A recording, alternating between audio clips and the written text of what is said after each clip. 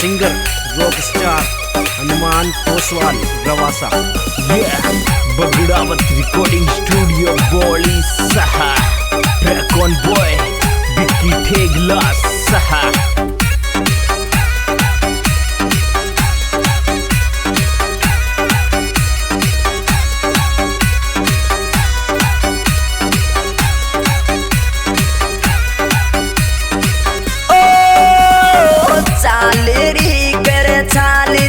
करेंगे मैल नरी सुनो अरे दवा चाली री करे चाली जी करेंगे मैल नरी सुनो।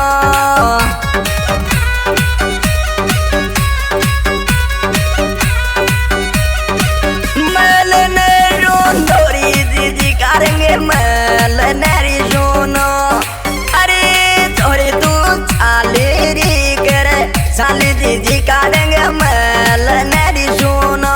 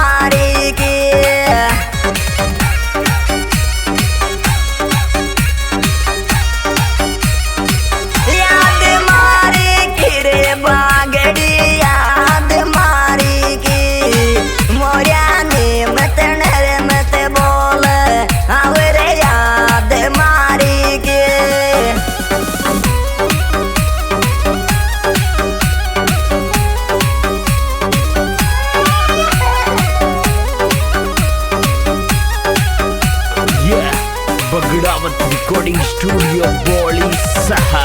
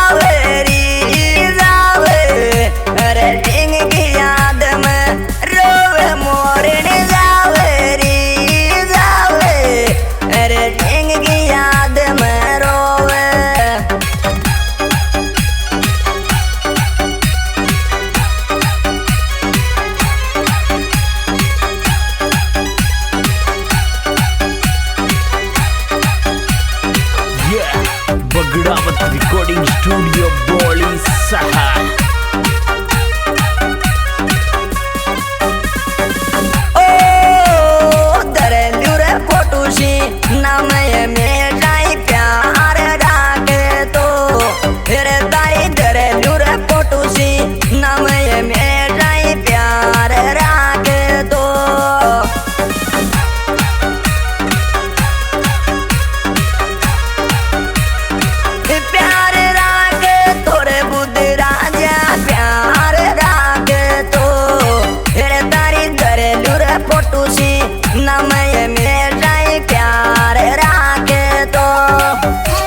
रिकॉर्डिंग बगड़ावत स्टूडियो बोर्ड द्वारा पेश की जा रही है। हमारी प्यारी प्यारी रिकॉर्डिंग कर रहे हैं विक्की ठेकला, सिंगर हनुमान पोसवाल रवासा। हमारा गाना मिलने का पता सिंगर हनुमान पोसवाल रवासा, चैनल जिनके डायरेक्टर कमल जी पोसवाल, 78 52 87 59 22। ओ तारी रे कदे की नालू बाट दिखोरी कोने बागड़ी रे मोन, तेरे तारी कदे की नालू बाट दिखोई कोने बागड़ी रे मोन।